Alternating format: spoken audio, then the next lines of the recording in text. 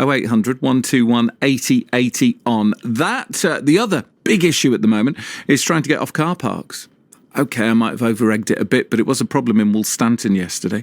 It was a hot spot for Christmas shopping, Woolstanton Retail Park, so much so it took some shoppers up to an hour to get off the car park itself.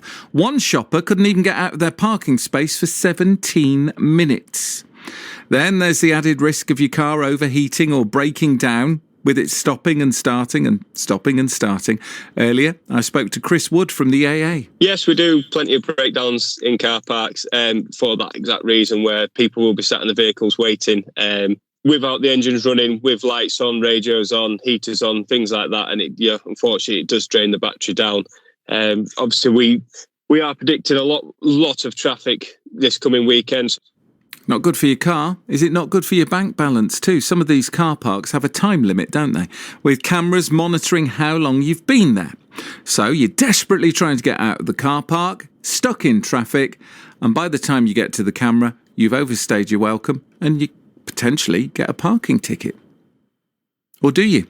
Scott Dixon is from the Complaints Resolver. Scott, good afternoon. Thanks for coming on to talk about this. Could you get a ticket then if you've been on a car park too long, even if you're in the queue trying to get off it? You can, but the problem is many motorists risk being caught up in similar traffic jams across the country on the run-up to Christmas and hit with unfair parking tickets issued by ANPR cameras, which don't take into account grace periods or other mitigating circumstances. And I spoke about this with one of your colleagues, Scotty Dalton, on BBC Radio Lincolnshire last week, with somebody who was caught on a hospital car park, and she successfully got the ticket cancelled. And the crux of it is the contract is frustrated by impossibility. So the RAC Foundation recently cited that over 41,000 private parking tickets are issued to motorists every day. And each ticket can cost up to £100, meaning the total annual cost to motorists could be nearly £1.5 billion. And many of them are issued fairly, but a lot of them aren't. And it's a common misconception that parking tickets issued in supermarkets and private car parks are fines, and you need to pay it immediately to avoid escalating costs and being taken to court. And a private parking operator cannot fine you. Only councils can fine you for infringements on public highways, like parking on WL lines or in a bus lane, and they issue penalty charge notices, whereas private parking operators issue parking charge notices, and these are simply invoices for an alleged breach of contract for parking on private land for breaking the terms and conditions. Okay, so let's go. Let's break this down then, Scott. You park on a car park on private land, so it's not a council car park. Could be at a shopping centre, could be a car park run by one of the big companies, could just be a bit of land that someone's allowing people to park on and charging you. In doing that, you agree to the terms and conditions of a contract that you maybe can't see easily, but it should be on a board, is that right? Somewhere in the car park? Right. Yeah, the signs need to be clear, and that's another common problem. A lot of the signs are not clear and visible, and these form the terms and conditions of the contract you enter into. But if you can't pass an ANPR camera in time due to circumstances beyond your control, that's classed as the frustration of contract. And the contract was frustrated by impossibility through no fault of your own. If, in this scenario, for example, the driver would have left in good time, the parking space was vacated before the period of parking elapsed, and the vehicle is prevented from passing the ANPR camera due to heavy traffic congestion. And that's beyond the driver's control, so frustration of contract applies. What should you do then if you are in a position where you do find you get one of these invoices, as they legally are, coming through saying that you've outstayed your welcome on a car park even though you were trapped on it because of the traffic there? What should you do next? Well, the first thing you need to do is appeal to the private parking operator and cite that the contract was frustrated by impossibility due to an unforeseen event through no fault of your own, heavy traffic congestion, and appeal on the first stage. And it's likely that your first stage appeals are usually rejected because a private parking operator's business model is to extract money from you. And so don't give up. Take it to the second stage. And many parking operators are the members of what's called the British Parking Association, the BPA, and that's a trade association. So you can take it to the second stage. The other alternative trade associations, the International Parking Community, the IPC. And as I say, first stage appeals are often rejected regardless of any mitigating circumstances. But on the second stage, many are upheld. And with the BPA, the British Parking Association, their second stage appeals called Parking on Private Land Appeals, POPLAR. And it's roughly 1 in 4 parking charges are cancelled due to the operator not responding within 21 days, and 42% of appeals are upheld.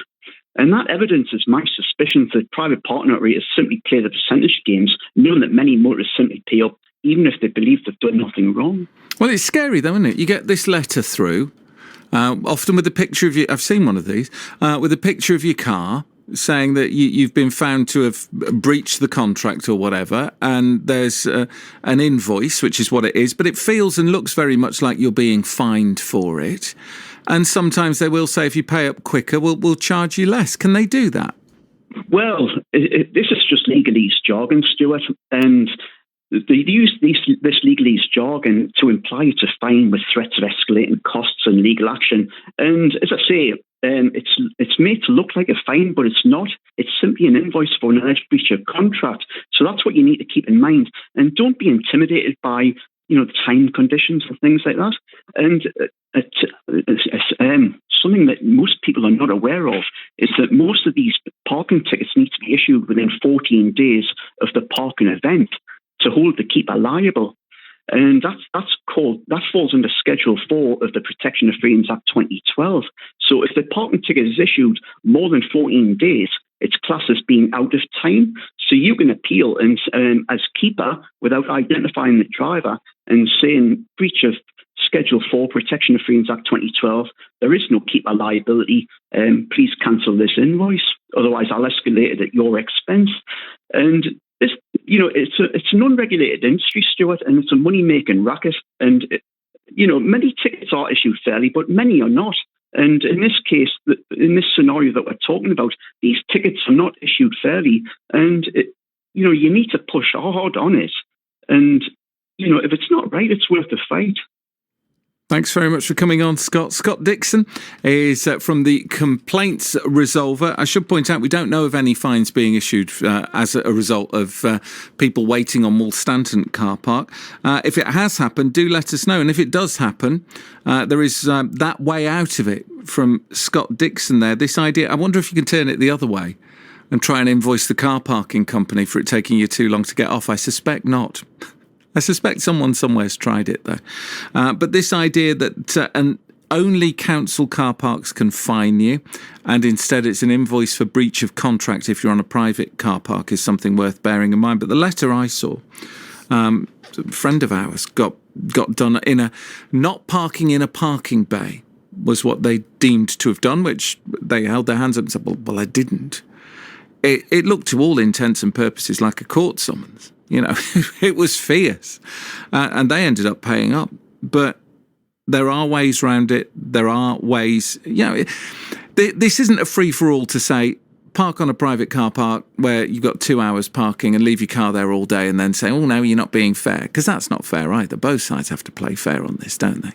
It's just interesting that if you're in a queue trying to get off a car park and you do go over the time limit, you should be able to say it was frustrated by impossibility, was the phrase that Scott used there, to meet the terms and conditions of the contract, and that is why you breached it, and therefore they are not in a position to invoice you for it.